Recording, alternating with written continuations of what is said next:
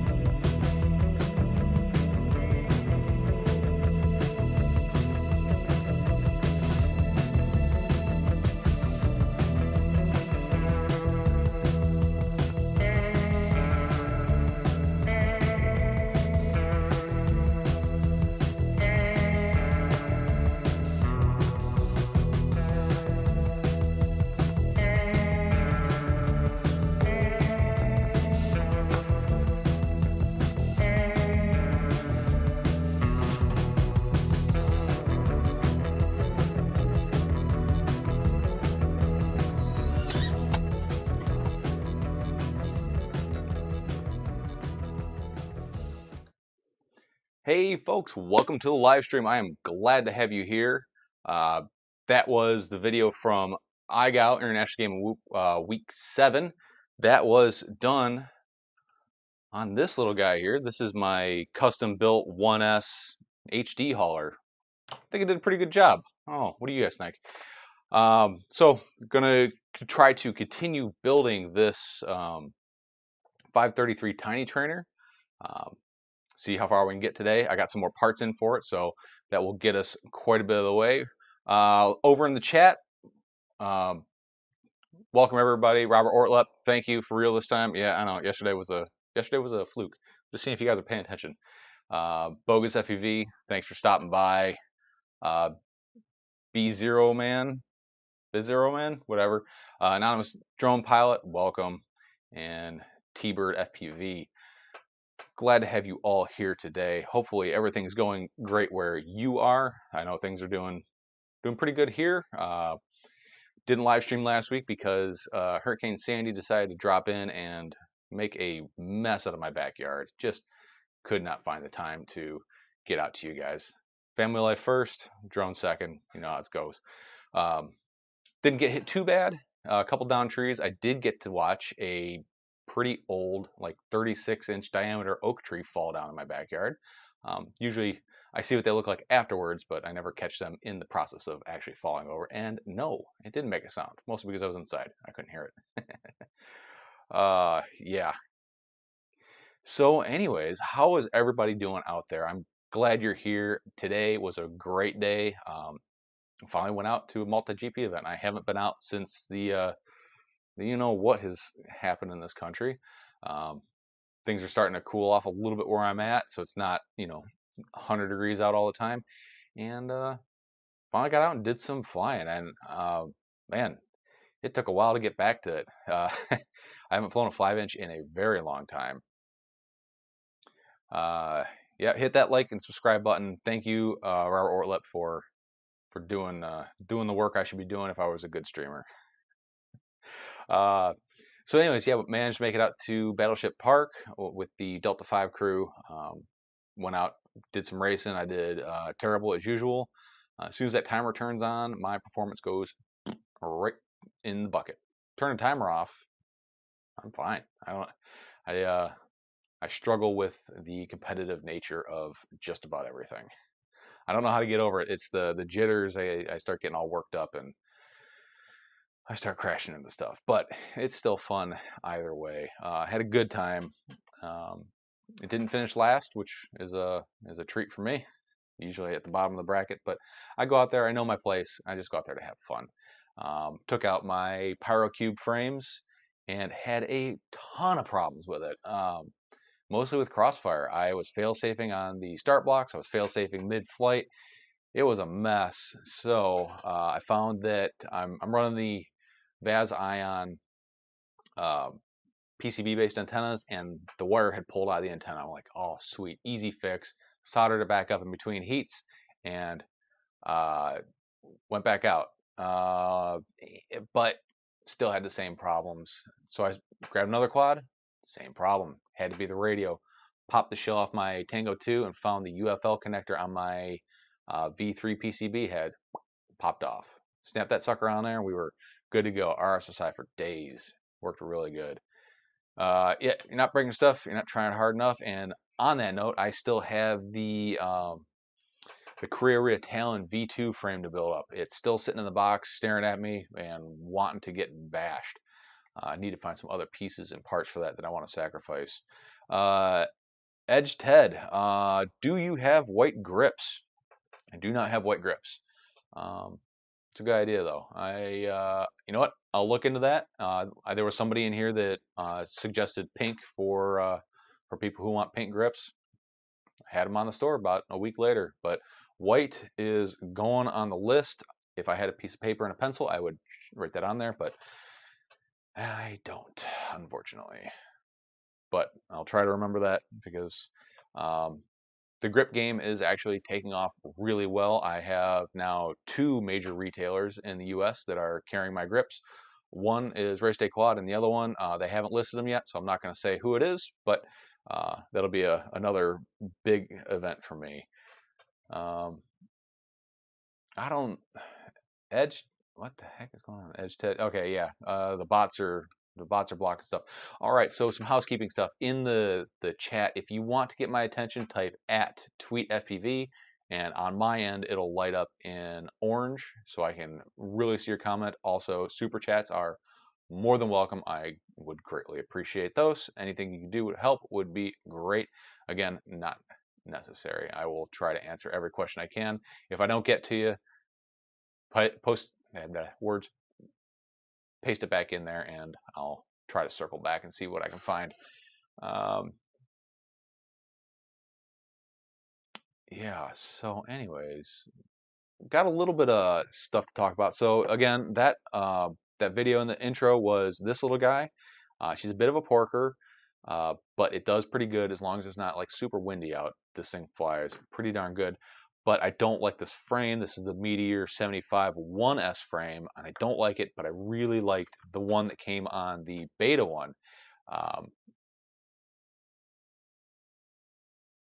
And I just noticed that Beta FPV just started carrying these on their store, so I have a few of those coming.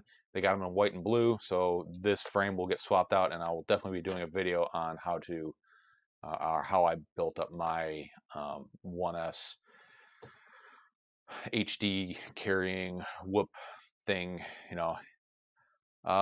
Let's see, Edge Ted, does it sound like GOT FPV? At Tweet FPV.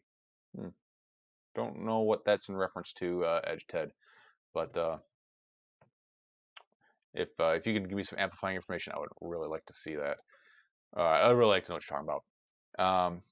Another cool thing that happened today, for the first time ever, I got to ride a one wheel. Yeah, it is super fun. It was one of the pints. One of the guys in my club has the one wheel pint. So much fun. I've never ridden a skateboard before, or I've never done any really board sports. It was pretty quick to pick up on. Definitely easier to ride on the concrete than on the grass. Also, for the first time ever, I crashed a one wheel. I got pretty confident. I was doing really well, and I was kind of booking it across the grass and nosed the board into the ground, and then I nosed my nose into the ground, and I'm pretty sure I broke it.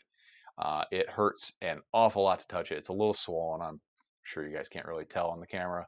It's swollen. I can't touch it, and for the first time since the last time I broke my nose, I can breathe through both nostrils. So I count it as a win. And my shoulder and my chest hurt too. I hit pretty darn hard. Let's see.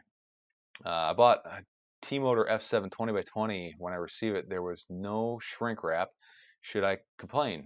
Nothing's missing, but it looks like someone returned. Not all items come shrink wrapped. I honestly think the T-Motor FC that I bought didn't come shrink wrapped. As long as everything's in there and you don't see any solder on it, I don't know, I wouldn't worry about it. Most retailers, if you hook that thing up and it pops off or it dies in the first flight or two, if you send some pictures and email the retailer, they almost, at least in my case, almost always issue me a refund or a replacement. Um, most retailers are really good at it, and I can only speak for the ones in the U.S.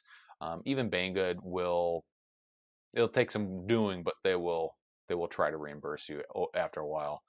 Robert Ortlep, 1105, 10,000 kV. What's your opinion? I think this was asked before. 1105, 10,000 kV on what? What are we trying to do? Are we doing a freestyle? Are we doing an acro?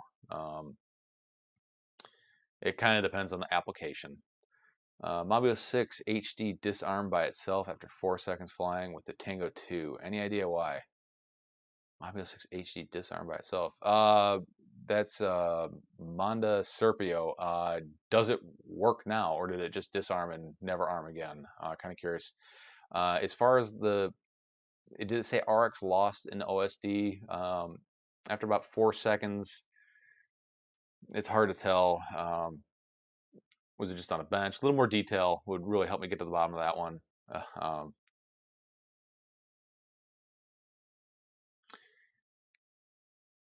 Yeah, my nose. So the last time I broke it before today, I used to work for a John Deere dealer, and we had a recall on a bunch of Exmark lawnmowers. If you don't know what Exmark is, it's a very large commercial mower. We had to drill holes in the decks and put in these new baffles, and we had lifts, so I had the mower up above me, and I was drilling through the deck, and this is like the 10th one I've done today, and I stopped paying attention. Drill bit caught, drill came around the battery, clicked my nose, and bent it over to the side, and yeah, that was not not fun at all. Yeah. Anyways, so today flying, the most fun I didn't fly my other 533 Tiny Trainer during the heats, but afterwards just kind of the fun fly. I threw a couple packs through that, and it was the funnest I had. I mean, the 5 inches are fun, but that thing was just ear to ear smile. I don't know why it's so much fun. I think it has to do with the fact that it's underpowered but capable and heavy. I know that doesn't make a whole lot of sense, but when you are just banging that throttle stick right to the stop, and it has the motor authority and the control to make it happen and be able to still fly, there's something about it. It's just a lot of fun. But I did break the canopy on it, so I gotta order a new one of those, and it took quite a good hit to break that thing. The turtle mode game on it's pretty weak. Is your Tiny Trainer going to have the HD kit on it? No, I am not going to do the HD, the Vista on my Tiny Trainer. To get the Vista in there, you have to do a lot of hacking and slashing to the little canopy here, and I just really don't want to do that. It's going to be for racing. It's not a great acro quad. It's going to be strictly for racing. So I want to kind of keep it light and keep it on analog. Since analog does work better for racing, but there's no reason why you can't make it an HD quad. There's just a lot of sacrifices that have to be made. But I am planning on putting LEDs on it, and let's see, I've got a little bit of a mail call going on here. So this finally came in today. I got a little order from Tiny's LEDs.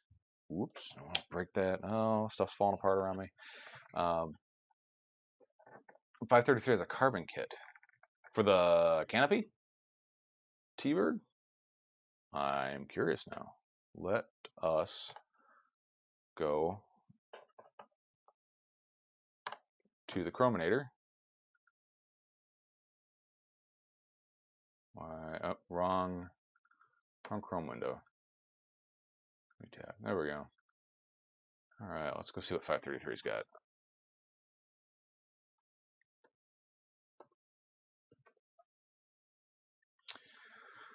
Oh, let's shop.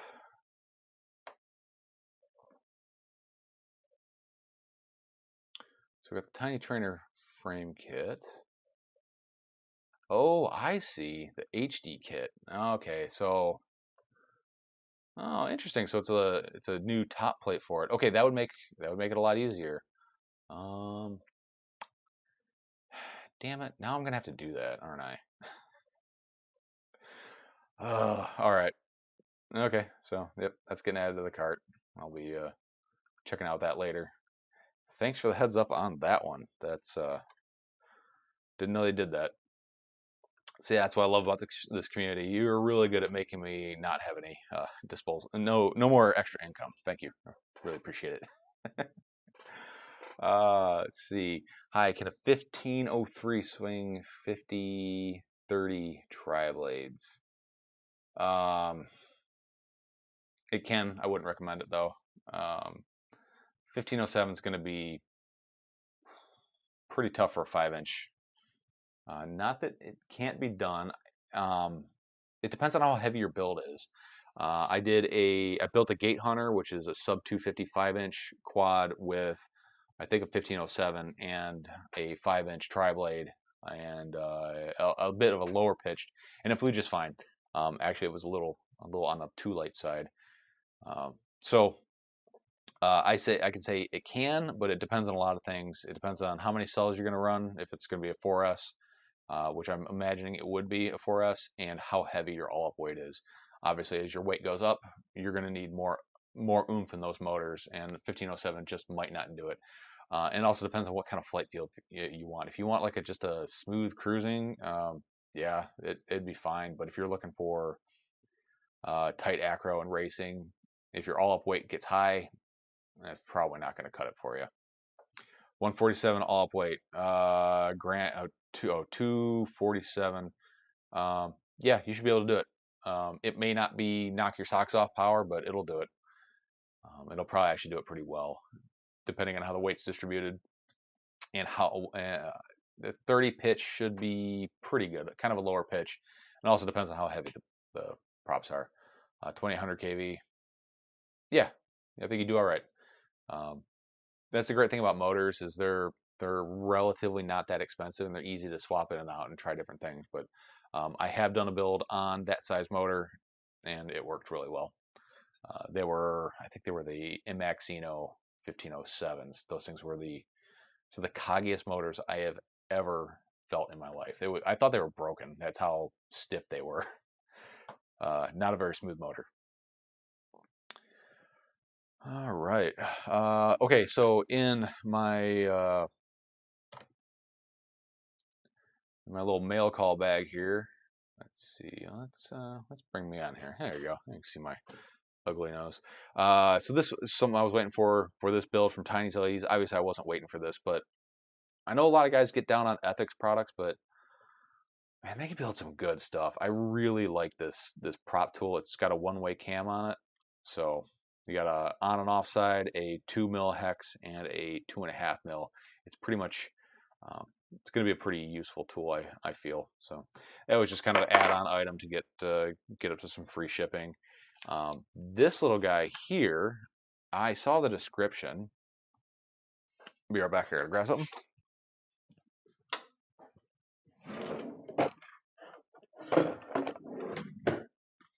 Hang on. All right. Sorry, guys. Forgot my phone. So this thing was on their website listed as flashlight with almost no information whatsoever. So it is exactly that. It's a flashlight and it's bright as hell too. Oh, that was kind of neat. It was cheap, just something to throw in the cart. It goes into USB-A or USB-C to light up these two little itty bitty LEDs, and they are very, very bright. And what else did I get? Oh, that's right. This was the parts that I was waiting for the 533 Tiny Trainer build. This was the LEDs for it. I thought I had already purchased a LED kit for this one, and you guys overwhelmingly voted that I put LEDs on it, so here they are. Let's just triple the complexity of this build, because why not? LEDs are fun.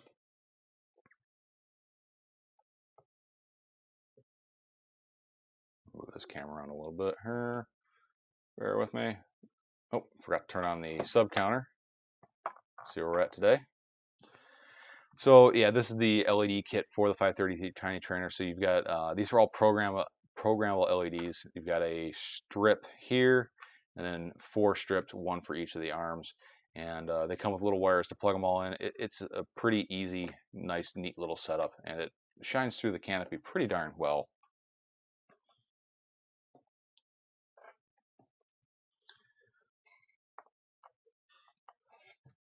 All right. Oh, dang it, my camera died.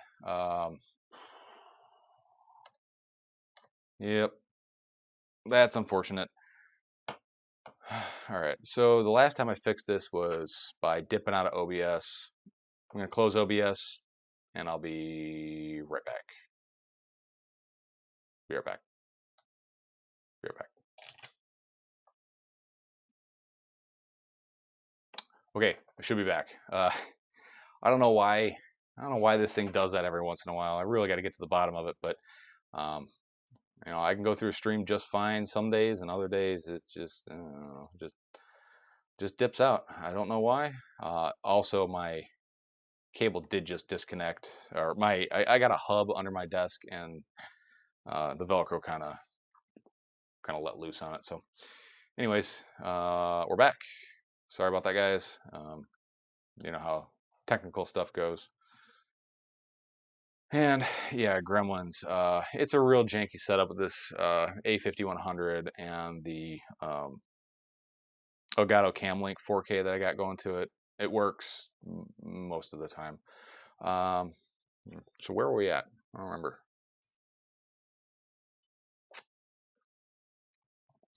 Whatever. So anyways, that's the LEDs for the 533 Tiny Trainer build. We're gonna get going on that. I got this shot here. Hopefully this works. Come on.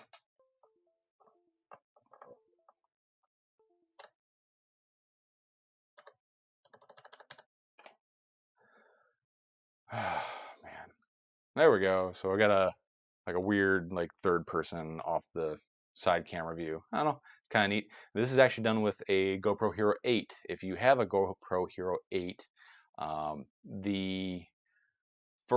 there's new firmware, and then there's a beta GoPro webcam app that you can download, which seems to work so far so good.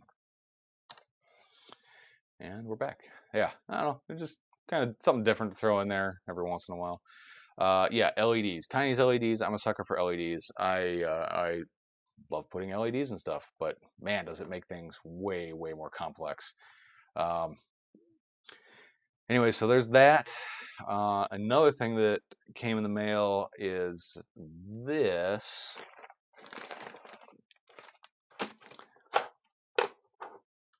Right here.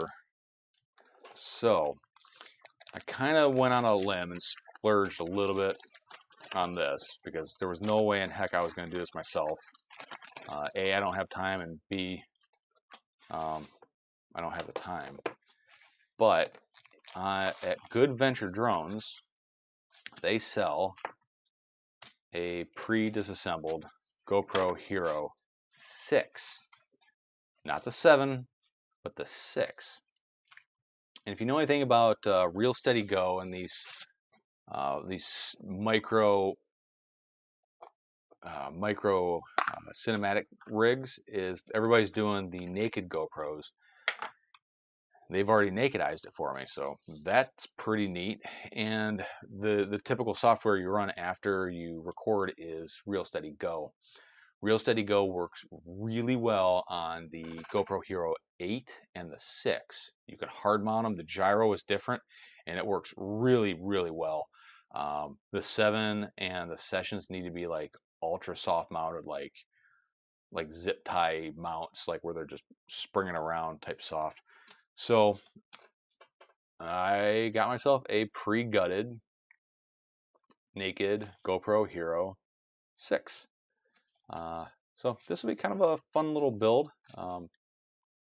It's super light because this is really all you have when you're done is these two pieces of plastic and the sensor board. The back comes pre-installed, and you just hardwire it into your power supply on your quad. I'll probably do a balance connector. That way I can just plug it into the balance connector of my battery instead of having to like fish around in my quad. That way this thing can move from quad to quad. Hopefully this thing survives. I've heard that they are pretty fragile at this point. And then also they sell some nice little ND filters for them. And of course I already stuck my finger right in the middle of it because you know, what else would the 100-pound gorilla, 300-pound gorilla do to it besides stick their finger right in it? The second I pulled it out of the box the first time, I can't win, dude. So that'll be an interesting little setup, and I'm going to be putting this on my Flywheel Explorer. And recently I saw that iFlight was going to make basically a long-range 4-inch cruising type quad, much like the Flywheel Explorer. And yeah, it's on pre-order. I want to compare the two. Both are going to be Crossfire and DJI. The thing that I'm really not liking about the Flywheel is they put the MSP protocol for the air unit, or the Vista.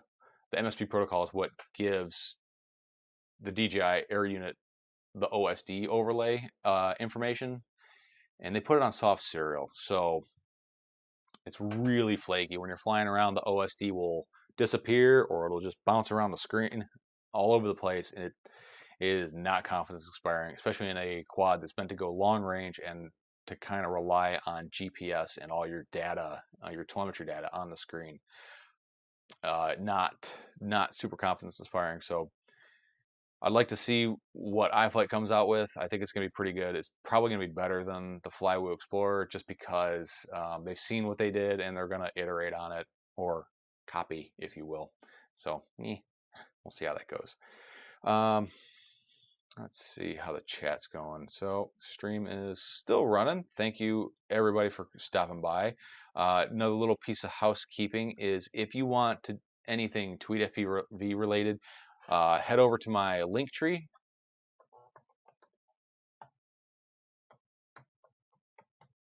Here, and it has my YouTube, Facebook, Instagram, Etsy.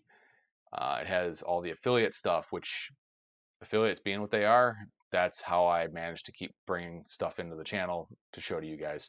On a note on affiliates, you're going to see on a lot of my videos, you'll see in the bottom, this corner here, it says this is a paid advertisement, or contains a paid advertisement.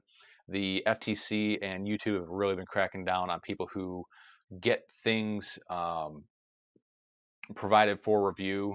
The FTC says basically you have to declare it, and the FTC is extremely vague, and I just want to stay on everybody's good side. You may see that on the corner. Just know thoughts are my own, not influenced by anybody. I can care less. Most of the stuff that's on my channel is stuff I buy anyways. Very, very little of it comes from outside retailers. I honestly wish more would, because this hobby's expensive, and I like to see all the new stuff so I can show it to you guys and eventually just give it away to everybody. Celis, welcome, buddy. Let's see. Archangel, the reason I canceled my Flywheel order. iFlight looks good, but don't like that bottom frame is one piece. Yeah, that was my first thought, was about the bottom plate. So let's go over to the Googler. Hopefully that switched scenes. I'm back to a one monitor setup. My other monitor died. FLIG. All right. So let's go over to iFlight. We'll show you guys what we're talking about here. Go, crappy internet. Yeah, so aftermath of this last hurricane is my power came on, but my internet didn't. and my 6-year-old is completely confused about what to do. So I gave her my old retro handheld console, my Arcade 2020, and she played that for the rest of the day while we were outside um, cleaning up after the storm. I think this is it, the Chimera 4. Wow, my internet's slow right now. Hope you guys have good internet where you're at. Because I certainly do not. Let's see. Mahale, yeah, just like the FCC, there's a F something for everything in this country. FCC, FTC, FBI, FM, yeah, Federal Trade Commission. So I think it's more like a good faith thing. Like they want people to know that I don't know. I really don't understand it. Like even if like let's say I got this lav mic for review, but I continue to use it in videos after I review it, I would technically have to declare that as um, something's provided. I don't know. It's really weird.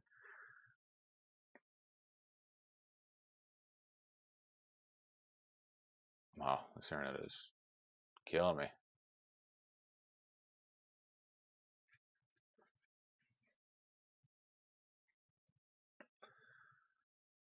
Oh man. But as far as the internet goes, the place I lived before this place for 5 years, I didn't have internet. So I'll take what I can get. All right, so here it is, the Chimera 4 4S long range bind and fly with Caddx Vista, Nebula, HD, micro. I don't like the fact they're putting the Nebula camera in there. I would really prefer to have the actual DJI camera. It's bigger, heavier, but the Nebula camera has some serious performance loss. I think it's only 60 frames per second instead of 120.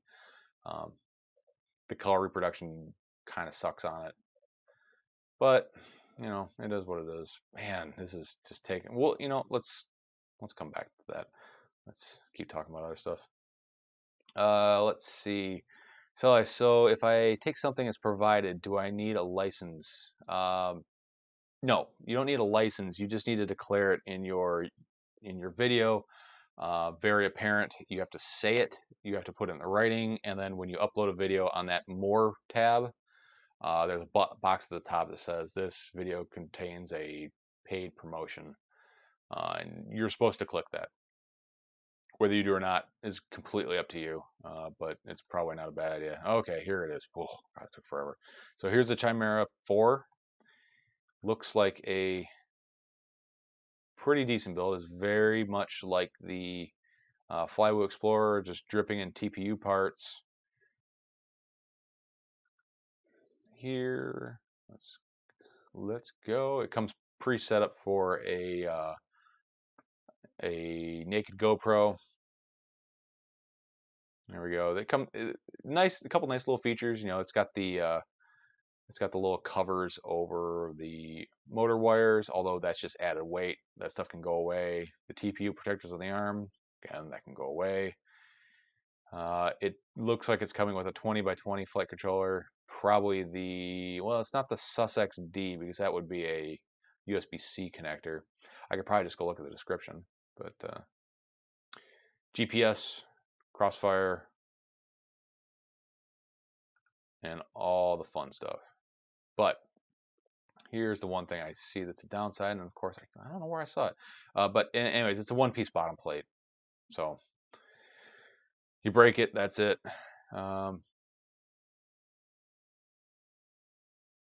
Okay, so there's an option right there to select the DJI cam instead of the Nebula. Not much of a price difference. It's a big weight, but I would probably I would wait for the DJI cam personally, unless you already had one to throw in there.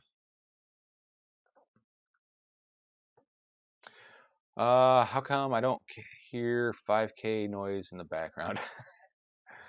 Yeah, I'm from that generation. I definitely remember that stuff.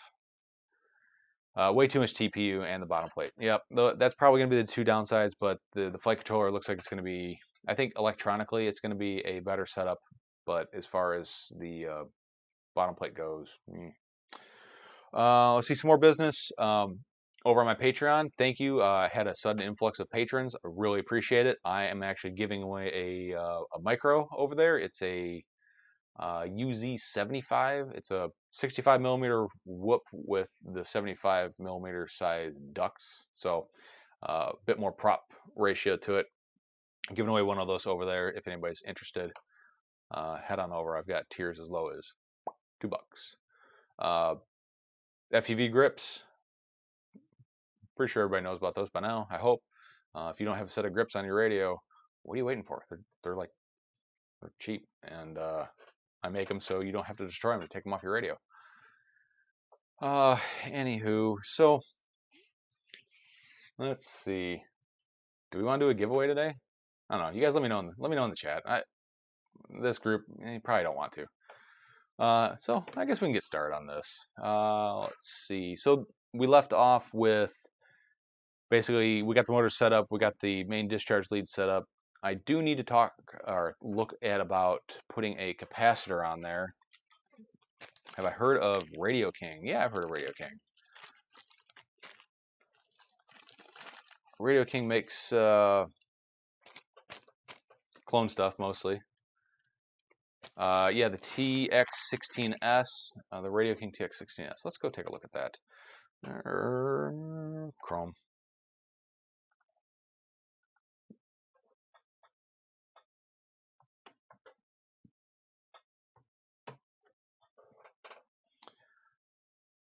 There we go. Oh, also I'm giving away. Oh, that hurt. I'm giving away a sub 250 Get FPV crate. Check out the last video I uploaded, maybe 2 ago. I don't know. Go through the history, but there'll be a link to that giveaway as well. Well, what is this thing? Radio King. Yep, very similar to the Radio Master TX16. I mean, radios are radios. They're just boxes to hold electronics. Nobody's really making anything new. It's all clone FreeSky stuff. It's using OpenTX, I would assume. The innards look. Let's see if I can zoom in. Woo, that's up there. Let's see. The innards look exactly like. They look like the inside of a TX16S. It's hard to tell. It's hard to tell without actually looking at it in hand. Like you can see like bodge wires and weird stuff, but I don't see anything weird here. I don't know what. Okay, so this does have like an upgraded thumb wheel, which is better than the existing offering. USB-C. Well, doesn't look bad, but I don't know. It's hard to say whether that'd be like a good buy or not. Doesn't look bad. I like that it's using the actual metal thumb wheel.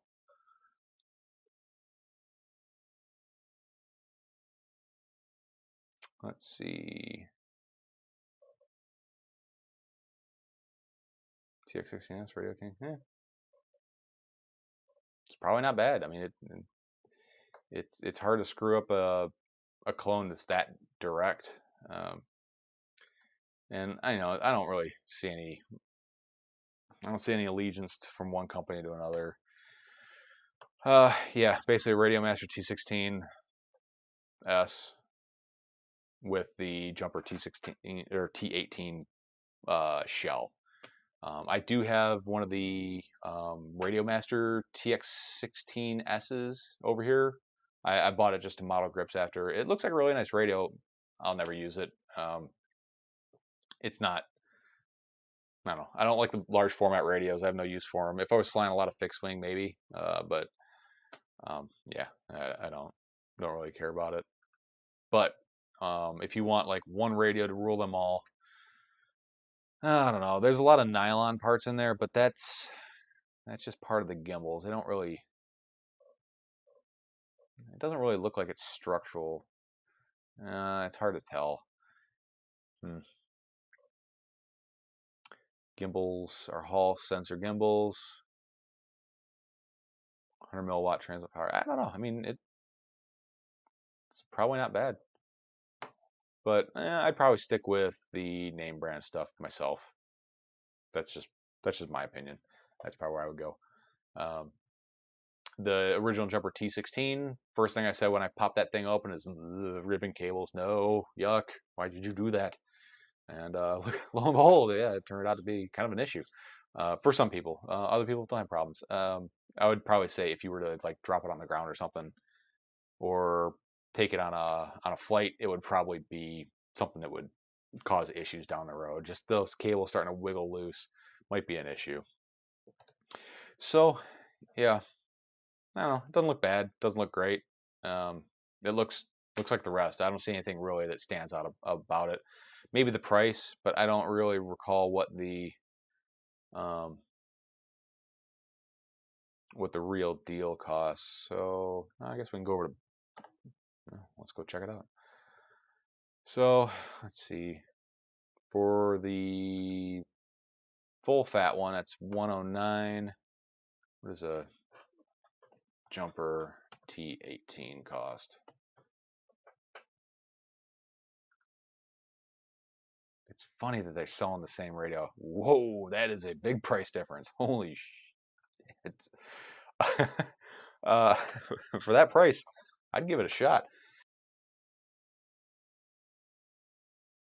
Sorry, guys. Wow. I hope that's not what the case looks like, because that looks terrible. That looks super cheap. Hmm. That is a hefty price difference. Jeez. I don't know.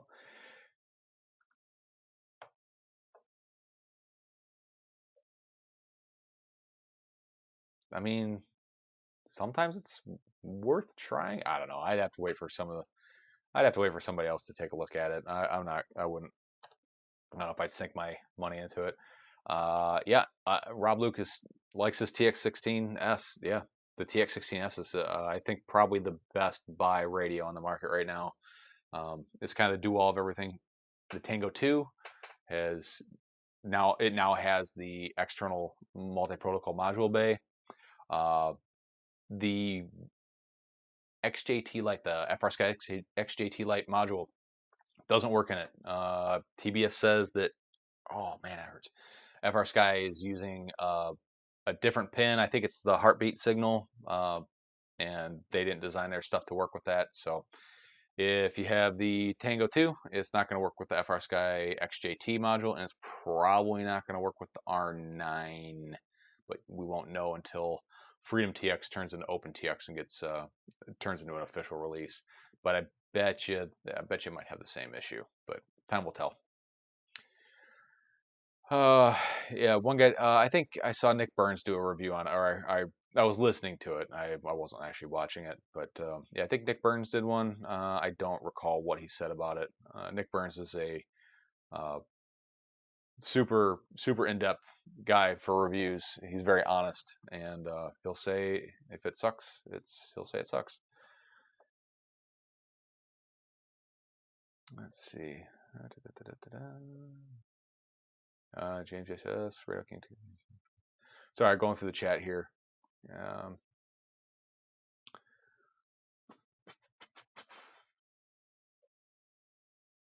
All right, cool. So, looks like at least one of you wants to do a giveaway today, which, all right, we can do that. Over on Patreon, just to reiterate, I am doing a giveaway for a quad. I don't want to verify this device.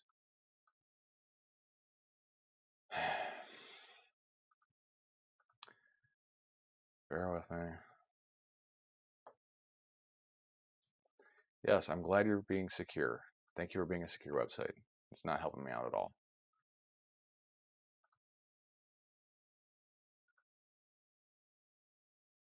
Post.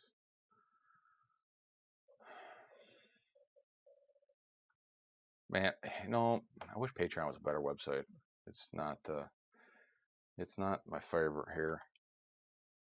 So, oop, that was an early access thing. So here I'm giving away the Ishin UZ65 over on my Patreon. If you want to get in on that, go for it. I would. I think there's only maybe 6 people in the drawing, so that's pretty good. I'm definitely going to be changing how I do giveaways on Patreon going forward. I saw something Joshua Bartle was doing, and I think what I'm going to do is I'm going to do it on there. It's going to be open to everybody, but I'm just not going to tell anybody about it except for my patrons. And if anybody finds about it, I guess they're entered. Yeah, Mike Bergman, unfortunately, and I've confirmed it myself. It's not in the software, so they didn't write it into Freedom TX. And B, I saw Trappy say that it just will not work. But the Vantech and the iRange X 4i Elemental P, whatever multi-protocol module will work. And of course, you can just wait for TBS's own multi-protocol module and see whatever kind of goodness they decide to bring to the table. Yeah, but really liking the Tango 2, especially now with that multi-protocol module bay. I haven't really used my X9 Lite a whole lot just because I really like the small form factor of the Tango 2 with the the more full size gimbals that it has. Plus mine looked badass because it was Cerakoted. Let's see, what do we want to give away today? So, what do I got? What do I got? What do I got? I got some stuff kicking around here.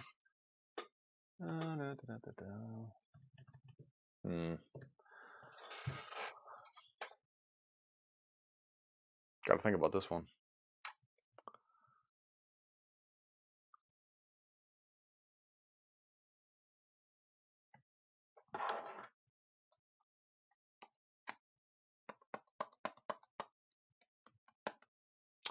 So, all right, I've got another one of these.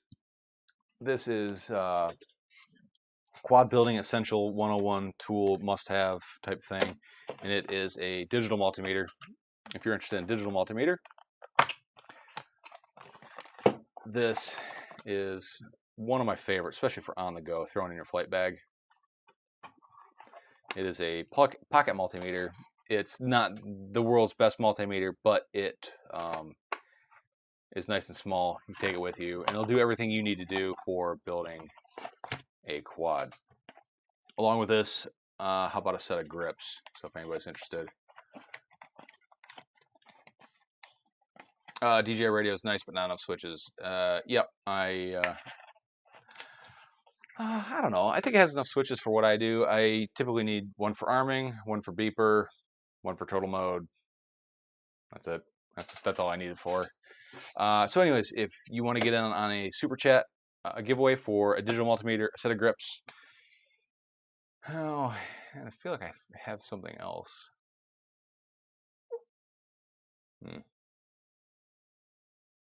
Thought I did.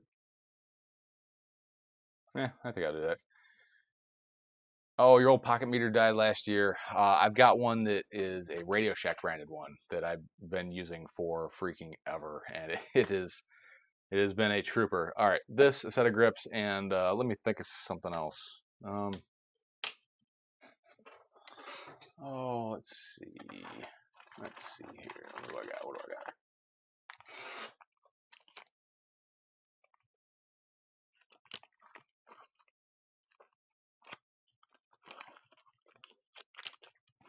All right, these are pretty cool. These are pretty cool. So that and a set of these Mamba flashbang LEDs. These things are bright as hell. Super easy to install, and they go underneath your arm. They come with wire and heat shrink and connectors. If the connectors are for if you have the Mamba stack that has the 4 plugs on it. I don't know what I did with that stack, but I have it on one of my quads somewhere. I don't remember. Maybe I sold that one. I don't know. But anyways, a set of flashbang LEDs. All right. Okay, so I don't know, $4 super chat. If you're in the U.S., I'll ship it to you, no charge. Outside the U.S., well, you gotta pay for shipping. Sorry, shipping outside the U.S. is still ridiculous, like it was last week and the week before that, and probably for most of my life. So, multimeter, set of grips, your choosing of color and style, and the LEDs, $4. And we'll try to wrap that up about, say, 11 o'clock. And if nobody's interested in it, we'll just roll on to another day, and I'll find something else. I probably should have prepared a little bit better for for this live stream to give something away. All right, so let's get back to this guy here. And again, if any, geez, I've been paying attention to chat. Jeez. All right. Mike Bergman, do you have any UZ65 bear frames you would like to sell off? I'm trying to find one that is already stateside. Give me un momento. And let's see how this works.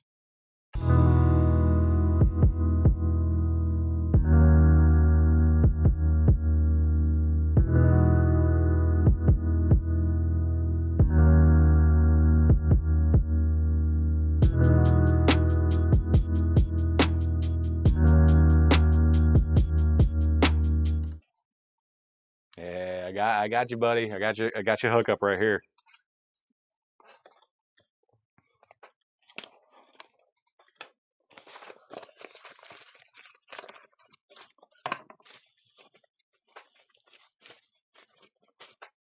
There you go. UZ65 frame. I got an extra one. Mike Bergman. All right. He's on the board with a $12 super chat. All right, let me get this put away. Sorry, I'm OCD. I can't just like put the package away in the corner. And okay, let's get Mike Bergman here on the chart. Copy over here. Something wheel video. Wheel decide. Nope, we're gonna do wheel names. Wheel of names. There we go. Control A and delete. And Mike Bergman. 4 entries for you, my friend. And back to the face cam. So anyways, I'm super open to any sort of input. If you guys want me to try getting something in for review through one of my affiliated vendors, let me know. I'm always looking for cool ideas. There are way more of you than there are of me, so you guys might see something that's super cool that just totally misses my radar. And that's another thing I absolutely love about this community. Yeah, Mike Bergman, I got one, buddy. If you need it, hit me up. Use that Linktree link I gave you in the beginning. Remember? Linktree, tweet FPV. And you know what? Screw it, I'll just put it here.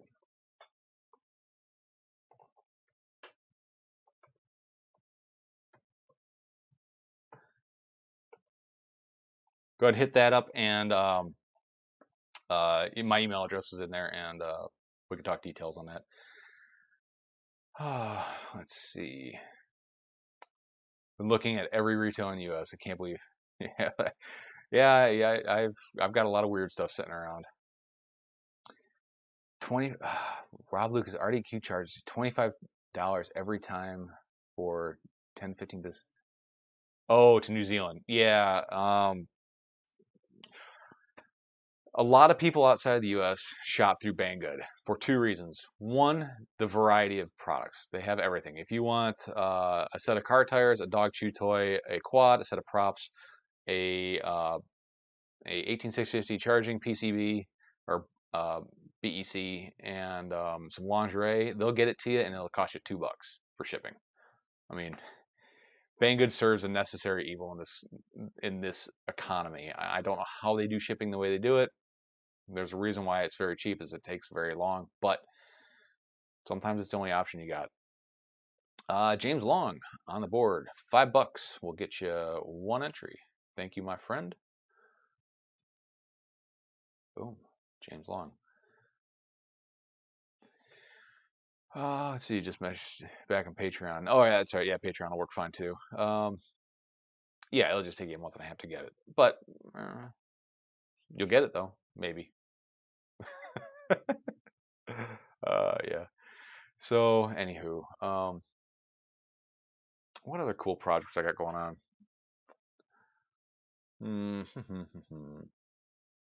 I've been trying to whittle through my wall of quads. Stuff's starting to pile up, and I got to get through some of this stuff. But um, selling some of the stuff is a real hassle. Oh, new flight bag. I made a video about 2 months ago. I went on a trip and I took my low pro BPX3 bag with me, and I give you a breakdown of what all I brought with me. Literally the day after I uploaded and published that video, my buddy says, "Hey, I'm out. I want out of this. I got other hobbies burning a hole in my pocket, and I want to get rid of my stuff." So I bought his Torval bag, and today was my first time heading out and about with my Torval bag, and I gotta say, it's pretty nice. I really like it. Is it worth the money? Probably not, because I also got my hands on the RDQ bag. A couple of the guys at the field had them. They're not built nearly as well as a Torval. They're not nearly as big as a Torval, but for the price, that has got to be the best bag per money per liter deal out there. If you're looking for a bag and you don't want to buy just a normal backpack and you want a FPV bag, the RDQ bag is got to be probably the best thing on the market right now. Yeah, I was really impressed with the construction. It doesn't have super high quality zippers. It has really nice pulls, much like the Torval where they had the little piece of plastic in the loop. Plenty of storage. The tool pouch on it was really nice, like way better than what the Torval and the Low Pro have. Um, yeah, just a much better setup there. Uh, yeah, I think I've got the. I don't know if I got the Pit Stop Pro. I got the big one, whatever that one is, but I really like it. I got it secondhand, and I got a shout out to my buddy Brant. I'm sorry you're out of the hobby, but dude hooked me up. Like he packed that bag full of stuff that I didn't even know was in there. So I got a pretty damn good deal.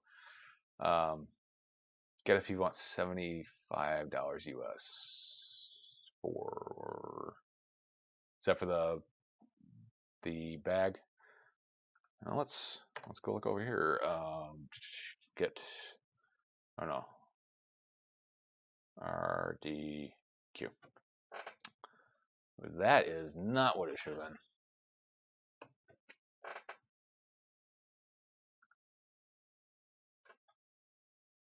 There we go. The Race Day Quads. Wow, my internet's way better right now.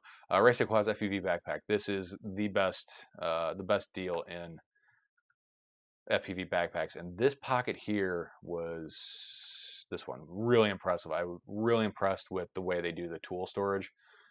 Way better than either of those backpacks. The Torval and the Low Pro. Very very well done. I don't believe it comes with a rain fly or anything like that, but for the price, it's what would you expect? The straps aren't nearly as nice as the Torval, but again, this is like maybe a third of the price. So, anywho, just was excited to get my hands on them. They were waiting for a while to get those things. T-Bird FPV on the board.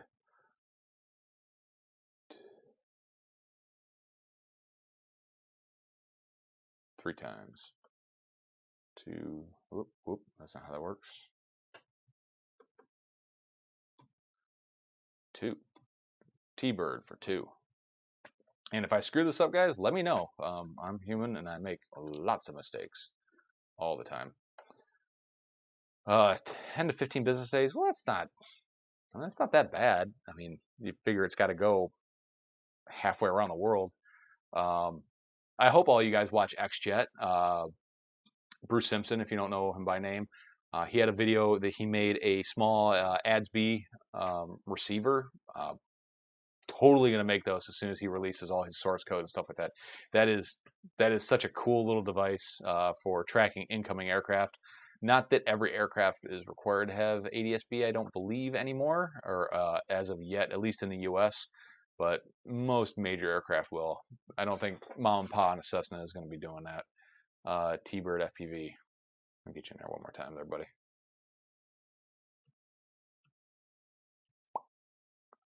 There we go. And again, bear with me. I'm on a one monitor setup, just on my laptop here, as you can tell in this cool overhead shot. I'm really kind of digging this. The GoPro webcam app, it's kind of low resolution. I think it's only 720p, but it's kind of neat. The latency is way better on it than it used to be. Um,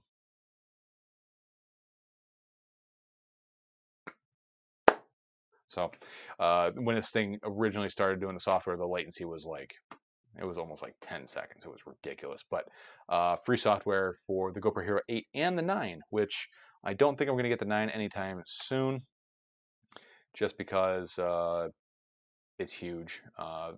And I did start playing with Real Steady Go for the first time on my Cinesplorer. Really nice. Definitely gonna be doing that with this guy here as well, the naked GoPro.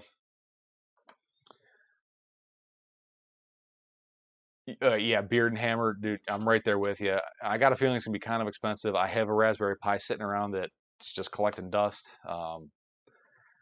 I've messed with Raspberry Pis a little bit. I built a race timer with one, pretty cool little project. But what he's doing is, it's going to be lost in the world of everything. But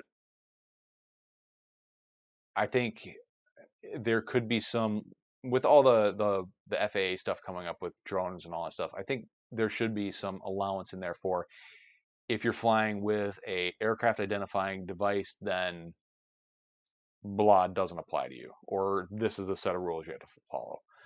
I think there's a serious use case for this thing for sure. John Daniels, hi buddy, welcome to the live stream. So anyways, for anybody just tuning in, we're doing a $4 super chat giveaway for a pocket multimeter, a set of grips, and some flashbang LEDs, really bright LEDs. So all right, let's get back over to this little quad here. I do need to get this cap installed at some point.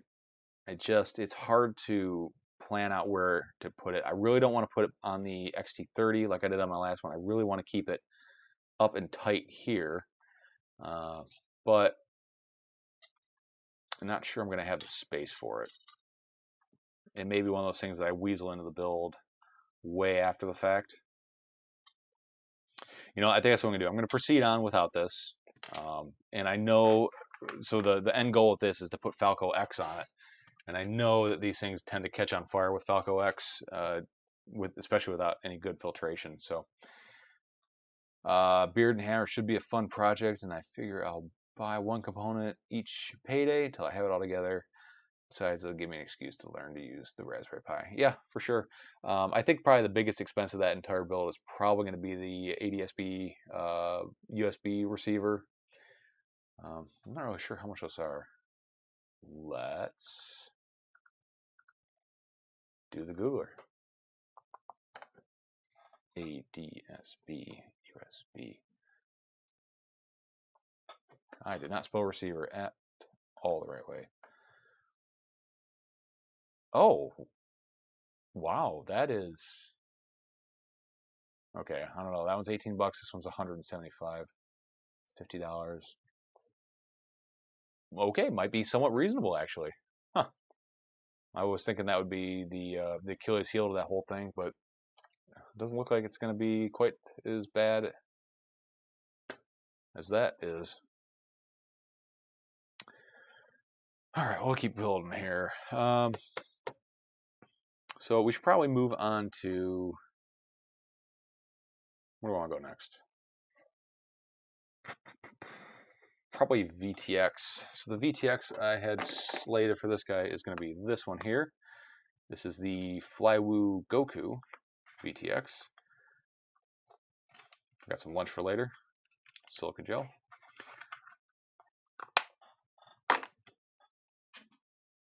So I bought some of these Flywoo Gokus. I've never used them before. I figure we'll give it a shot. But they have a really unique mounting system on it, so you can just snap these off depending on what you want. The price part would be decent Raspberry Pi. Yeah, Raspberry Pi 4s aren't that expensive. Sometimes they can be hard to get a hold of. And I don't know if he's designing it for a 4 or a 3B. Hopefully for a 4, because I think the code's a little bit different between the 4 and the 3, just because of the different RAM and the GPU that are in it and all that. But I was super looking forward to that, and definitely will be a build video on that thing. So anyways, the Goku, pretty cool words, VTX, because it has super versatile mounting abilities for the AIO style. You can snap these ears off, and now you have a 20 by 20 mounting, and you can snap those ears off, and now you're down to a 16 by 16. And I believe this will actually, will this do a full size? I don't know. I think so. Anyways, so pretty neat little setup here. I kind of wish it had a little bit more option for it, like you had this and then like a spot for a crossfire would be kind of cool. All right, so got that on there. We got to think about how we're going to do our standoffs, which I dropped all of my standoffs on the ground about an hour and a half ago. All my M3 standoffs, but this is going to be all M2 stuff. I absolutely hate working with M2 standoffs, M2 hardware. Not my fave.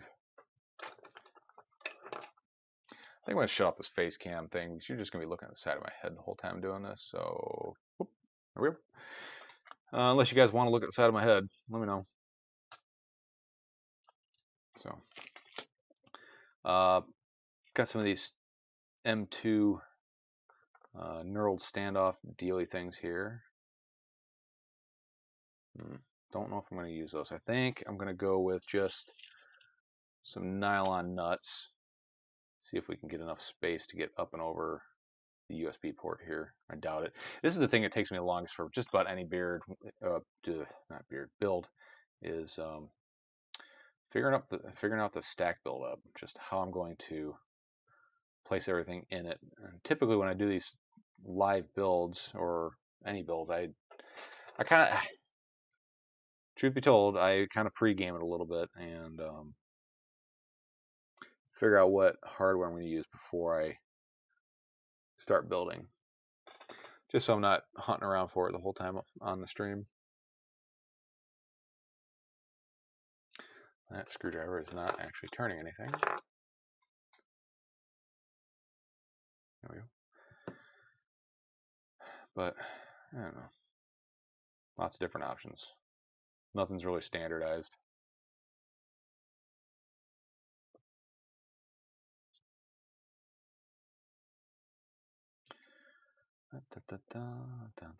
So how are things going where you folks are at? A lot of the public schools are starting to open up again where I'm at, and it's a really interesting strategy. It's you can continue to homeschool your child through online learning means, or you can take them into school, but once you do, there's no going back. Kind of a weird setup over here. And anybody out there getting affected by the last hurricane that went through the Panhandle, the Gulf of Mexico area? Kind of curious how y'all fared. I was right smack dab in the middle of that thing, and not too shabby. I was kind of surprised how little damage we had. Friends and family, on the other hand, their world got rocked. All right, so I think I'm going to use some of these little gummies that came with the Mamba stack. Again, you just kind of got to use whatever hardware you have at your disposal. 3D printer is a lifesaver for this kind of stuff. So you can go out and just print your own spacers. Spacers! Tried to do a live stream last night. Ran into some issues with just the timing of everything. Had to crank out my IGA week 8 video. It was pretty piss poor.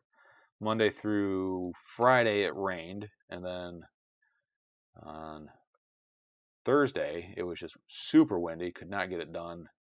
And then Friday I managed to just have a tiny little window to get out and get it filmed. So managed to crank it out. Nothing special. Wasn't really too proud of it, but it's done. It's in the bag.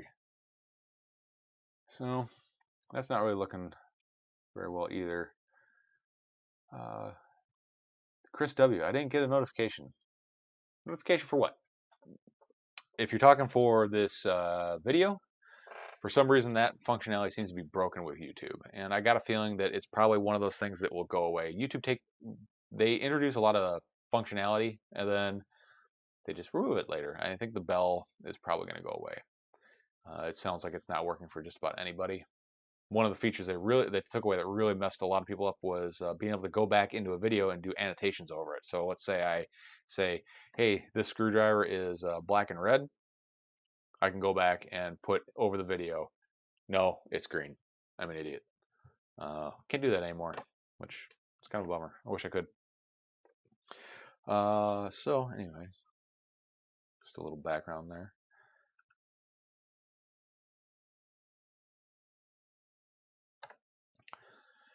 Uh, 18 concurrent viewers. Thank you all for coming out today. Really appreciate it. As you know, I'm trying to live stream either Friday or Saturday, depending on how my work schedule works out. Roughly around 9:30, 9:45. Most likely going to be more on the Friday end of things, just because of how my work schedule works. Working kind of a middle of the day shift. Let's see. So my build-up works okay, except for back here. These are a little too tall, so what I think I'm going to do, I'm probably going to regret doing this, unless I have some spacers somewhere, which I don't. Maybe I do. Let me look. Yeah, ignore the mess. I dropped this thing on the ground. Not in there.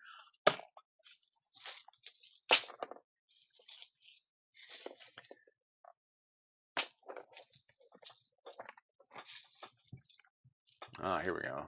So we've got some of these nylon just washers, which I think will work out pretty good for what I'm trying to do. The only thing about this Goku VTX is that it's set up for M3 hardware, and I'm trying to adapt it to a M2 size board, even though it has M2 holes here. It didn't come with any spacers. Did it? No. Yep. Oh, actually it did. Never mind. I'm an idiot. It came with gummies. But I think what we're going to do is we're going to take those back out and use these washers here to give me a little bit of height. Maybe I don't need them. Do I need them? Yeah, you know, it's really close. I think it would be good and would clear that USB port, but if anything flexed, it would touch it, which we could get away with just putting some capped on tape on it, and we would be fine. And this little LED here is just super close to the main discharge leads, and I wouldn't have space for mounting a capacitor. So, yep, I am going to use these little washers here to try to get me just a hair bit more height. Let's see. There we go. That seems like a pretty fair bit more space. I don't know if you can see between the board and the USB port right there. So that's going to get me the space that I'm going to need to put this in. Problem is it's all sloppy jalopy in there. All right, option number 3. So we're going to take these spacers off. We're going to take the little rubber gummies and put them back in. And maybe we'll just crank the shit out of the nuts on it.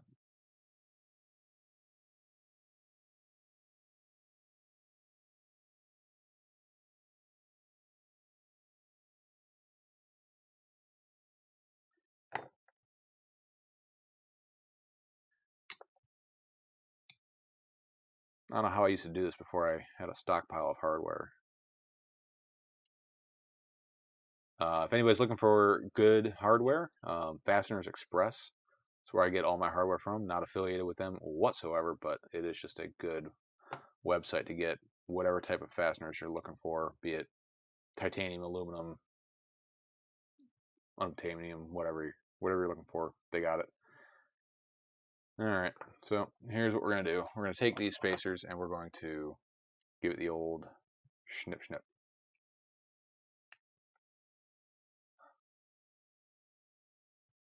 So they still have a little bit of a raised edge to them. Take up that space.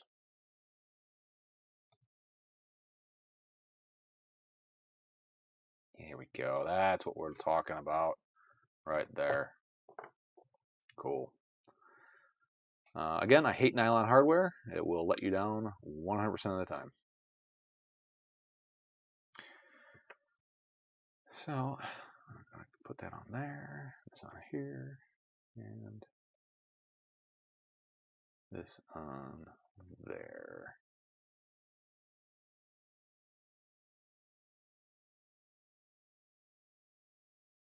There you go. So there's our VTX mounted.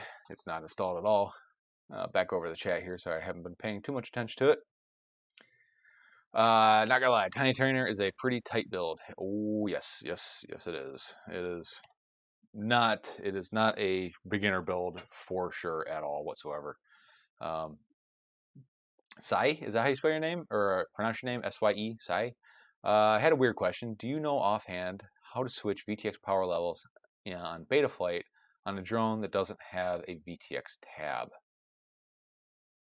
If you don't have a VTX tab, then you can't switch it through Betaflight because you don't have VTX telemetry set up, so you don't have TBS, Smart Audio, or Immersion RC Tramp protocol set up.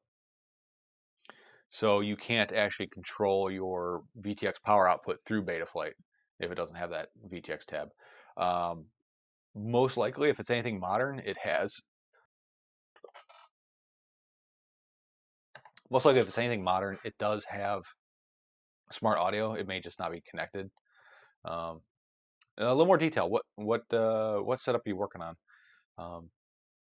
But if you don't have the tab, it's because you don't have something set up. It may not be wired up, or it might be an old piece of gear that doesn't have the ability to switch through Betaflight. And if that's the case, you're going to have to just do the whole button press routine. Just built one of these using Brother Hobby 1504.5 motors. How'd that turn out, Boots? Kind of curious. I'm really happy with the Zing motors. I get like 3 laps in, and my battery is a toast with this thing. As a matter of fact, you want to watch some flight footage from the race today? Let's put this up. Got to dig through my computer here and find it. PQ races. Let's see. Do I have desktop capture? Ah, there it is. That's working. Let's see. This is from today. Oh.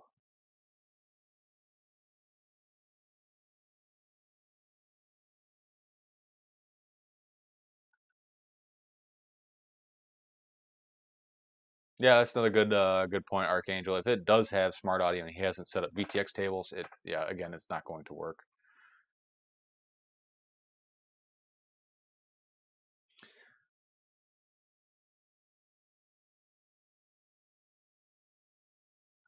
All right, it's taking forever. Let's try this one here. PLC, open, and wow. Now we're struggling today for some reason. Running on 4S, that's cool. The 1404s are more than enough guts for my little analog build. Boots, you said you're running the Vista, right? Because I'm pretty sure you're a DJI. You run DJI from what I remember. So I'm not sure if you know it. It's an Ishi Novice 2. It's my first FPV drone, so I have no idea what doing the things. All right, let's help this guy out. So, nope, wrong window. We're gonna go to here. Let's see, Ishin, novice. Jeez. Novice 2. Go to Banggood. Let's see, Ishin, novice 2.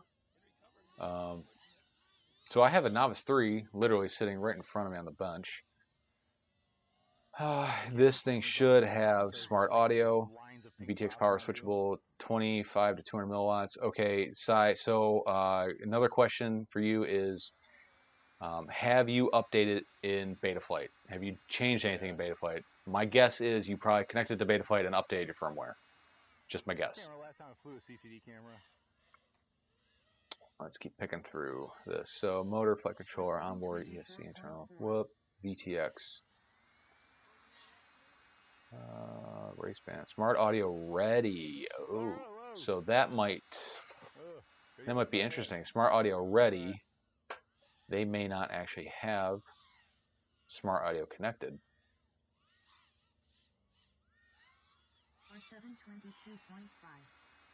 Flew this thing. Okay, well, here's the VTX. Smart audio ready. Nothing. It might just be a translation thing. F4 Betaflight. Let's see. So I would assume that they have these two connected. So this is a. Have a good one.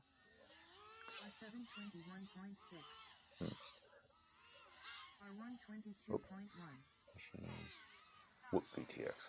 Let's see if we can find that.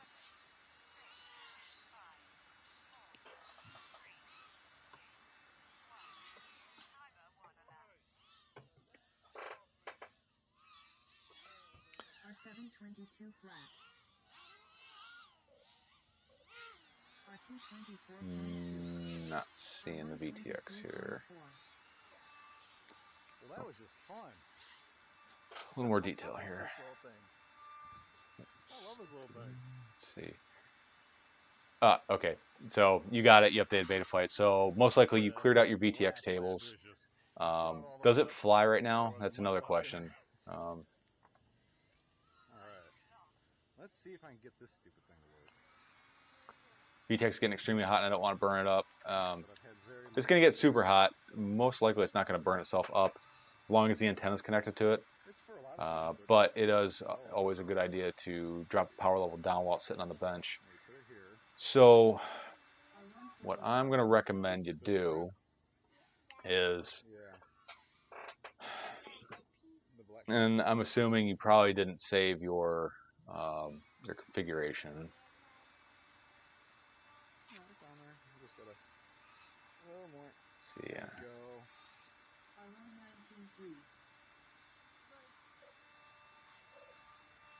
Yeah, you're going to be missing a lot of settings. Plugging in. That way people prepare themselves to possibly lose their video. Let's see. Yeah. Not really.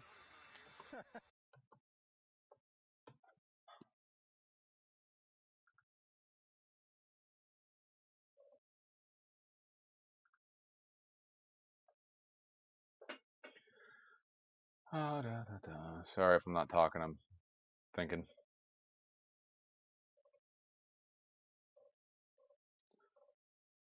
How am I getting this page here?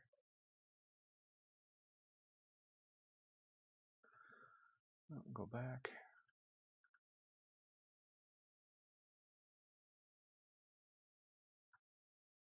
Yeah, flies was kind of patchy. Okay, so what you can do is go into Betaflight.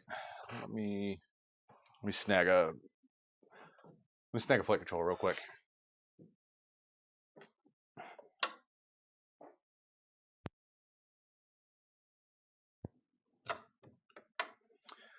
So I've got this this dead flight controller here, but it works for this purpose of connected to Betaflight, which crap, I don't know if I got Betaflight on this computer. Oh, I had to format this thing, so I mean I have Betaflight on it. All right, bear with me, guys. We're working through this. Yeah, I know JB's compiling a list of flight controllers. I don't know where he keeps that. I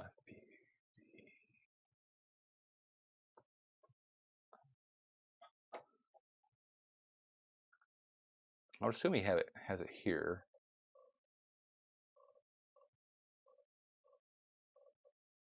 Probably not there. Nope.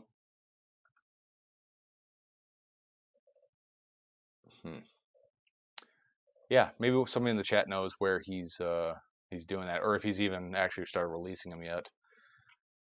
Let's see. Do I have Betaflight? Nope, I do. Sweet. So I should have that. Let's see if that worked. There we go. We got Betaflight up. All right, so go ahead and connect this little guy here. So this is just a stand-in flight controller that I have. And connect. So here you need this tab here. If you have this tab in Betaflight, we're one step where we need to be. But if you don't, you're going to have to come over here and enable. Actually, I know you don't have to. So you'll have this tab here that says video transmitter. Hopefully you have this tab. If you don't, please let me know. So in Betaflight, you should have this video transmitter tab. It says your VTX not connected or supported. All right, so we need to add smart audio. I don't know what UART it's going to be on your receiver. Probably you're going to have two UARTs. Probably one is going to say serial RX. Maybe it might be a SPI receiver, so it may not be listed. So what you can do is probably UART2, go down and change it to TBS Smart Audio, save and reboot.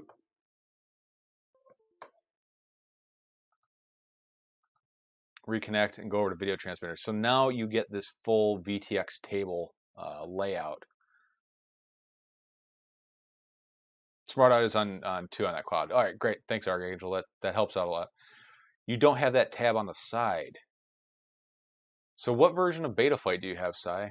And you should be able to tell right up here where it says BTFL 4.1.6 or whatever version it is that you have. It'll be up there. And if you can't get to a computer to plug it in, just let me know and I'll just talk through what I would do if I were in your situation. Yeah, I'd rather help you guys than build this quad, and that's not sarcasm at all. I would totally rather help. So if you have the newer version of Betaflight, you should have that tab there regardless. If you don't have that tab and you have a newer version of Betaflight, maybe you have an old version of the configurator. But if you have an old version of Betaflight, it won't have that tab because VTX tables weren't a thing in pre 4.1. So Betaflight 4.0, I think 4.0 didn't have the VTX tables. Okay, so you don't have the quad at the moment. So make sure you got the newest version of Betaflight. Make sure you got the newest version of, well, not the newest version, but you have version 4.1, basically, some variant of that. Make sure you have the right configurator. Your configurator should be version 10.0.7. And you should have this video transmitter tab. If you don't have this tab, something weird's going on. That has nothing to do with your flight controller. That's entirely to do with the Betaflight software. I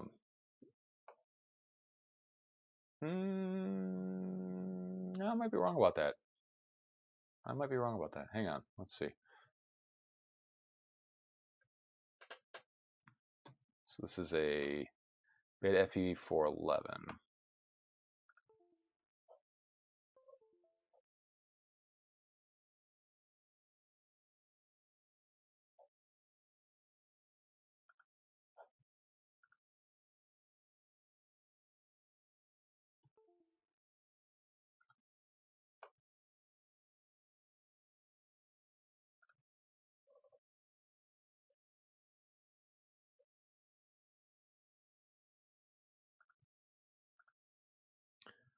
Let's see if we go to like 4.1.0, full chip erase, load, flash.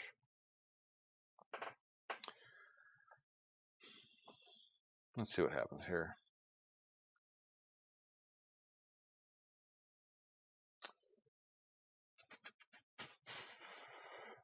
Trent Edison, good evening. How are you doing? L. Weston, what are we building today? Well, I'm trying to build or continue building this 533 Tiny Trainer, and we got sidetracked with some product news, some news of the day, and trying to help out Cy over here in the chat. Where your video transmitter tab is, mine says LED strip.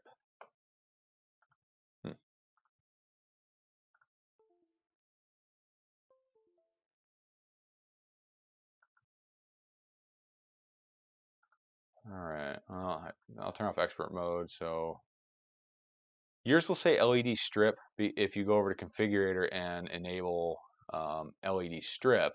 See, now I've added LED strip. So that adds and removes that feature. So even 4.1, you should have video transmitter right there. I don't know why you wouldn't have it, man. That's beyond me. You must not have the right version of Betaflight configurator or something. I don't know. That's really odd. I don't know why you wouldn't have it.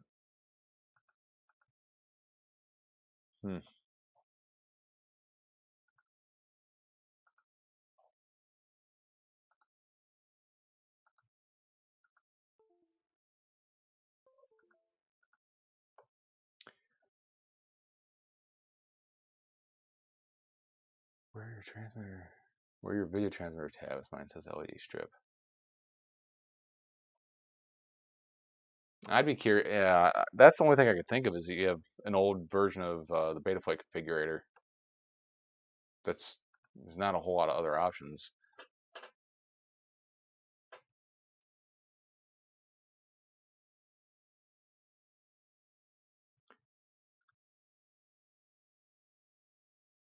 Are you using Betaflight configurator, the Chrome extension? Are you using this thing here?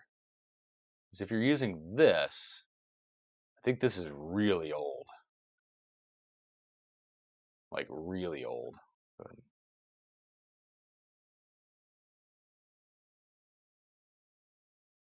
yeah, but you should get this warning here saying you need a newer release. And then you would have no you'd have no VTX tab over there.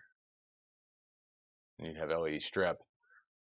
That's really the only thing. It's the only thing I could think of, unless you downloaded the old configurator and flashed an old version of Betaflight, because I don't think the old configurators can load new versions of Betaflight. Let's see.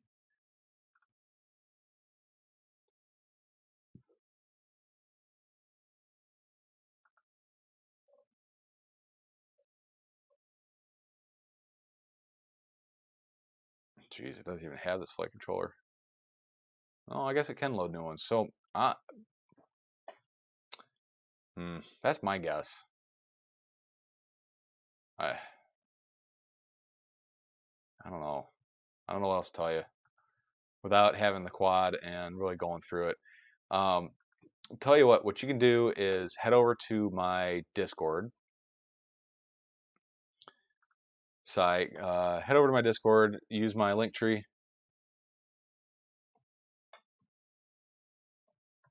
think I just copy paste this thing.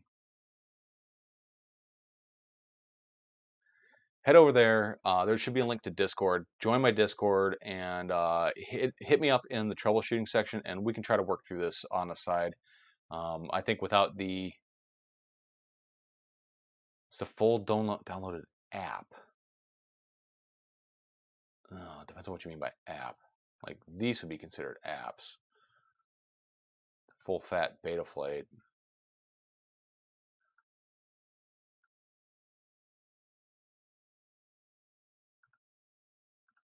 be like this guy here.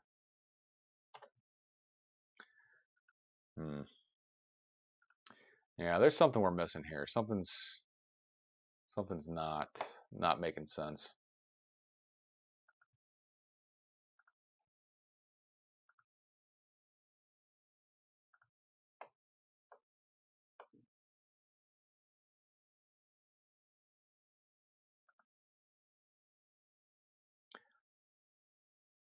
Where's the newest? Just installed it today.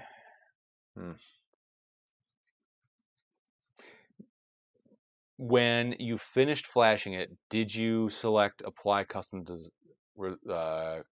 defaults?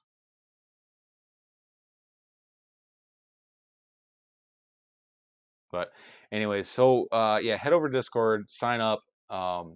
When you have the quad and your computer in front of you, go ahead and hit me up there, and we can see if we can maybe work through this. Maybe it was just something in the update that got missed. Sometimes flashing things twice helps. It's weird. So yeah, make sure you hit apply custom defaults. Yep. All right, we'll calibrate the accelerometer. And yeah, you should have video transmitter no matter what. It should be here on the left hand side.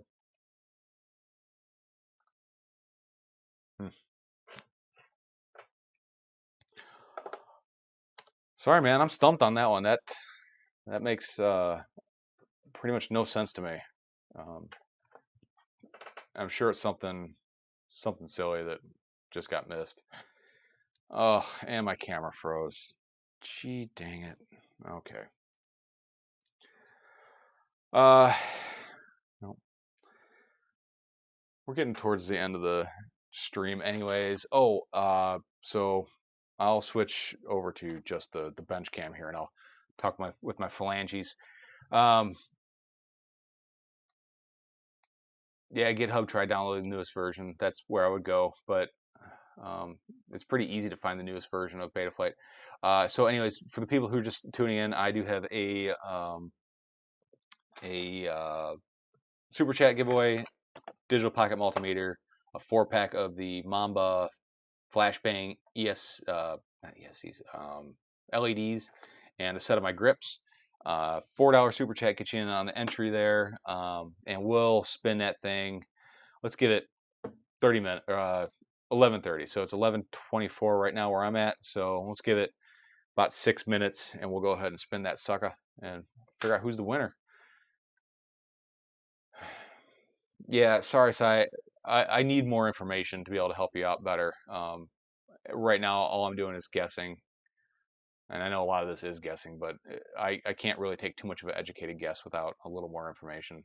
And that's not a dig on you at all. That's just part of the process, man.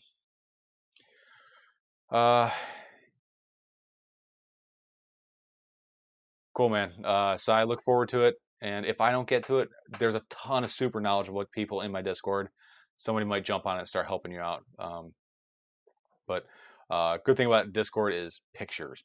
Like I said, picture says 1,000 words. One of those things. All right, Chris W. Good night, man. Thanks for stopping by, dude. I really appreciate it, and I will hopefully catch you next time. Same tweet place, same tweet time. I felt dirty saying that. I'm not gonna say that again. All right, so let's see. Let's get back to this this old Goku thing. So this is something I really don't like these manufacturers doing. They're not including any sort of pinout diagram or any sort of documentation on how to connect this stuff. So you've always got to go and look it up online. And believe it or not, I don't have the stuff memorized where it all goes because you'd never be able to. So here's the Goku VTX. This guy here, not a very expensive VTX. Pretty good value though. 20 pit mode 20, 50, 100, 200, 450 milliwatts switchable. So she's got power for days, folks. They do give you the VTX table dump, which VTX tables are actually a lot easier than people think they are.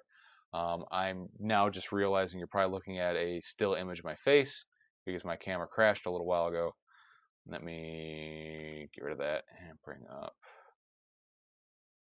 Brio and Camlink. Bye bye. There we go. Sorry guys. I don't know why this camera keeps freezing. It's weird. I think it has to do with plugging and unplugging stuff out of my my computer, my USB ports. So here's what we're looking for is how we're going to connect this thing. So right there. So looking at the flight controller here, it should be, where's my pointy stick? Pointy stick. Use the screw stick here. So we should be doing 5 volts ground. Oh, it's Immersion RC Tramp VTX, video out and LED data in. So this LED does connect to the DIN, and I won't be doing that just because I'm putting so many more LEDs on here. Yeah, screw it. Why not? Why not do it, right? Okay, let's fire up the old Hacko 888D. Get you that background shot there because I don't know. I'm just goofing around. I really like it. Market Zero, $4. Welcome to the game. Get you on that there wheel.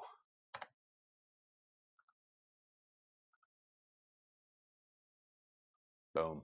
Market Zero is in the running. And I hope you guys like these super chat giveaways. I kind of find them fun. My program, you're really sick of the products that have and include a picture of a QR code. Simply forward you to the website. You know what? I tried doing QR codes once when they came out, and I don't see the point. Like, you're gonna print a QR code, just print a damn picture, right? Like, even if it's in black and white, who cares? Just print the dang picture, not a QR code. But it's to drive traffic to their website, so you buy some more of their stuff. It's smart from a marketing standpoint, unless it drives customers away, which I don't know if it would for the most part. But you're right, that is annoying for sure. Okay, let's bench cam.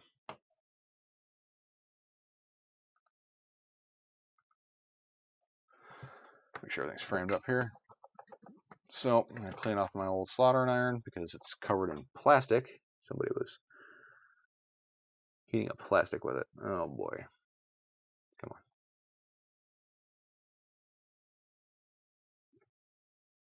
on. It's oxidized quite a bit. So if you stick your solder to your soldering iron and it just balls up on it, it's because it's oxidized.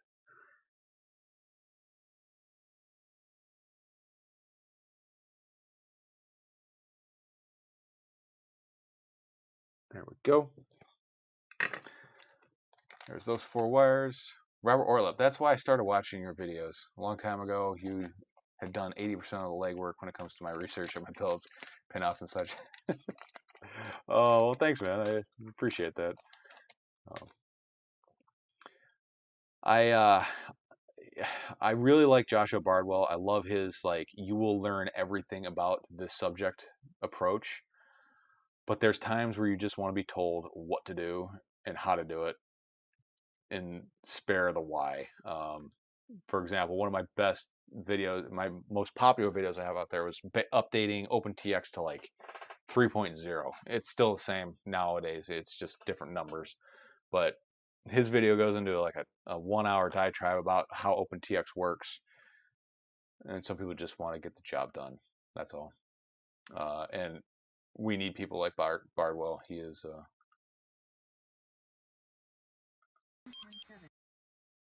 he's a good part of this hobby. Oh, forgot about this. This finally loaded. Let's do my desktop. There we go. So this was from today. That's the one wheel I busted my shit on. That one right there. Oh, here we go. Tinytrainer.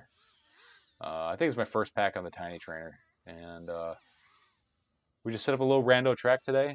Super fun. I think somebody plugged in next to me, so my video is a little iffy. And of course the timer is not running, so I'm actually flying semi-decent. I love racing. I'm not good at it. I don't know if I ever will be. I don't have like the reaction skills. But this is the most fun flight I've had all day, and it's with this Tinytrainer. It doesn't turtle mode well though, I can tell you that.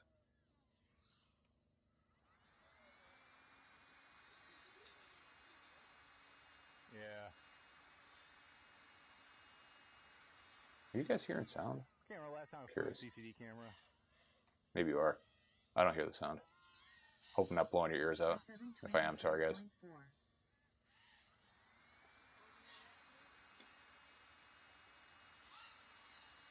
Whoa. And I think I ditched it Oh, right around there. Oh, maybe not.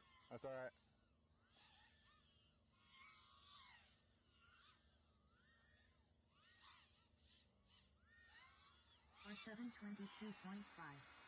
Should have flew this thing. Yeah, welcome to the most unorganized Nothing. organized live stream ever. There we go. So this is my first pack. You know, it's kind of picking up after a couple laps. Yeah, I'm blowing out the split S and all that. Just trying to have fun.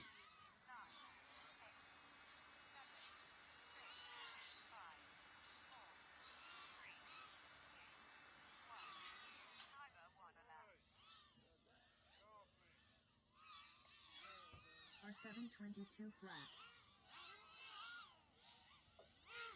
R224.2. R123.4. So that was a super fun little rip there. I I had a lot of fun on that flight. That was a ton of fun. Peter, we'll get you on the board with one entry. Thank you. Wheel of names. Boom. All right. Let's bring that up and back to the bench cam. All right. Hey, let me know. Did you guys hear audio on that? I'm kind of curious.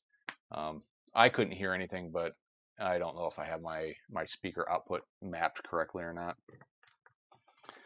Let's go ahead and finish slaughtering this guy up.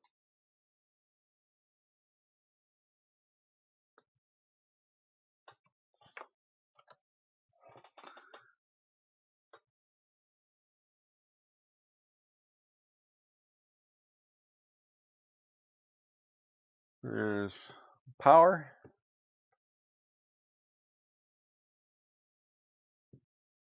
Robert Orlett, my granddaughter asked why I have pool noodles and hoops out in the backfield. Oh, that's awesome.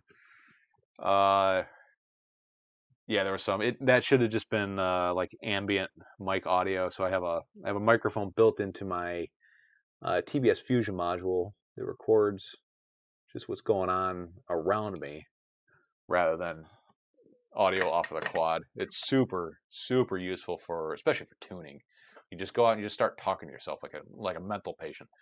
Go out there, fly the quad, talk to yourself, say, hey, I'm getting a lot of bounce back on the right roll, and flips are doing good, whatever. Just talk to yourself. You can go back and watch your goggle video, and you can remember, oh, this was this tune. This is what I was experiencing. You don't have to go back and try to remember it. Works for me. I don't know if it helps if it would help you guys all that much, but it certainly helps me a lot. Let's see. Next one is going to be IRC Tramp and then video. All right. Let's see. IRC Tramp. Let's make that Zivet wire.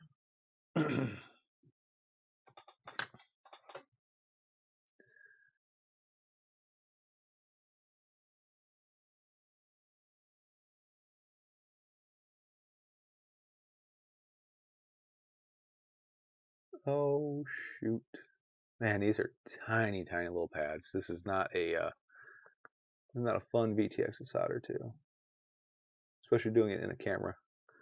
And the next one's gonna be video in.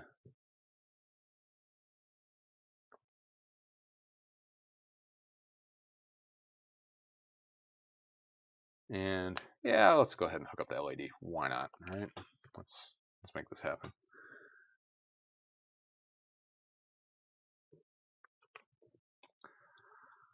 Oh, I just need a piece of wire. I know I'm going to rip doing this, but we'll make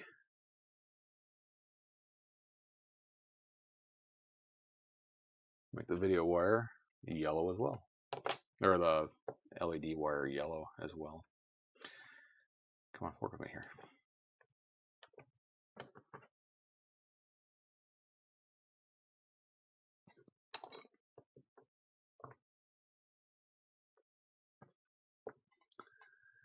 And I'm sure I'm going to mix these up.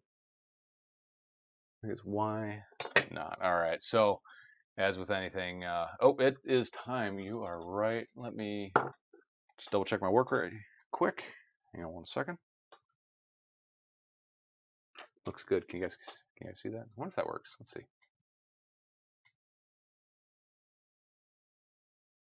There you go. Just got to get all the eyeball grease off of there. And this is probably the best tool you can have. Like when you start building your own quads, just get one of these. This is super invaluable. All right, so it is time. Let's shut off the old soldering iron here. Pro tip, if you haven't seen this before you shut your iron off, go ahead and cover it with solder. Get a big old nasty blob on there. Carefully stick it in the cradle and then turn it off. Just let the solder cool down on the tip. It'll cover the tip, keeping it protected from oxygen and keeping it from oxidizing. All right, so everybody, we're going to go do the super chat spin. I'm going to randomize it. Let's get the old Chrome window in there. Reveal the names. All right, folks. And it is time. Let's shuffle. There we go. All right. I'm lost in my windows. All right, folks. Thanks for coming by. Thanks for watching, and I hope all of you have enjoyed this. Here we go. For the win, it is going to be